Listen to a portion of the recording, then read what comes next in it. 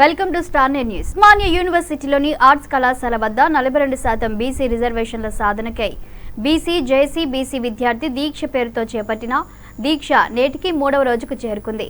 3వ రోజు దీక్షకు మహా జనసేన పార్టీ వ్యవస్థాపక అధ్యక్షుడు తీగల ప్రదీప్ గౌడ్ హాజరై సంఘీభావం ప్రకటించారు. ప్రదీప్ గౌడ్ మాట్లాడుతూ బీసీ రిజర్వేషన్ల సాధన కొరకు బీసీ జాక్గా ఏర్పడి అక్టోబర్ 18న బంద్కు పిలుపునిచ్చిన బీసీ జాక్ నాయకులు నేడు ఎక్కడికి పోయారని ప్రశ్నించారు. రిజర్వేషన్లు సాధించడానికి బీసీ జాక్గా ఏర్పడిన ఆ నలుగురు నాయకులు బంద్ అయిన మరుసటి రోజు నుంచి ఎక్కడికి వెళ్లారని మండిపడ్డారు. బంద్కు పిలుపునిచ్చిన బీసీ జాక్ నాయకులు ఆ ప్రయోజనాలు నెరవేర్చకపోగా ఒక్కొక్కరు ఒక్కో రాజకీయ పార్టీ గూటికి చేరారని ఎద్దేవా చేశారు. బీసీ జాక్ నాయకులు తెలంగాణ ప్రజలకు క్షమాపణలు చెప్పాలని డిమాండ్ చేశారు.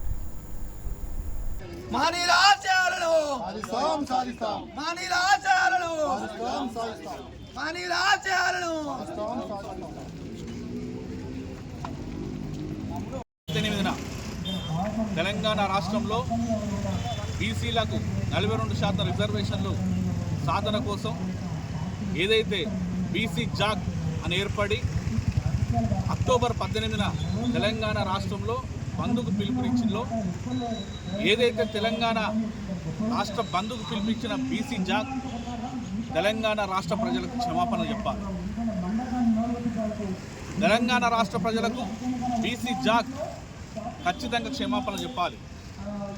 ఎందుకంటే ఏదైతే రిజర్వేషన్ సాధన కోసం ఏర్పాటు చేస్తామనుకున్న బీసీ జాక్ ఏదైతే ఉన్నదో బీసీ జాక్ ఏర్పాటుకు కారణమైన 3-4 నాయకులు అంటే ఆ నాయకులు బంద్ తెల్లారి నుండి ఎక్కడున్నారనే విషయాన్ని తెలంగాణ ప్రజలకు చెప్పాలి. తెలంగాణ రాష్ట్ర బంద్కు పిలిపినడం అంటే సబ్బండ వర్గాల సంపదను తెలంగాణ రాష్ట్రంలో ఉన్న సబ్బండ వర్గాల వారి యొక్క దినసరి ఆదాయాన్ని కొలగొట్టిన వాళ్ళం అయినా మన ప్రజల సంపదను మనమే అడ్డుకున్న వాళ్ళం అయినాం. ఏ ప్రయోజనాలు కోరైతే మనం బీసీ జాక్ బంద్కు పిలుపునిచ్చిందో ఆ ప్రయోజనాలు నెరవేర్చకపోగా ఈరోజు ఒక్కొక్క రాజకీయ పక్షాల గూటికి చేరిపోయింది. ఈరోజు ఏ రాజకీయ పార్టీని విమర్శిస్తే మేము ప్రయోజనాలు కలుగుతాయని చెప్పి కోరుకోవట్లేదు. అలా అని చెప్పి ఏ రాజకీయ పార్టీకి వత్తాసు పలకద్దు అని చెప్పేసి స్వచ్ఛందంగా కోరుకుంటున్నాం. ఈ తెలంగాణ రాష్ట్రంలో ప్రత్యామ్నాయ స్వతంత్ర పోరాటాలు జరగాల్సిన అవసరం ఉన్నది.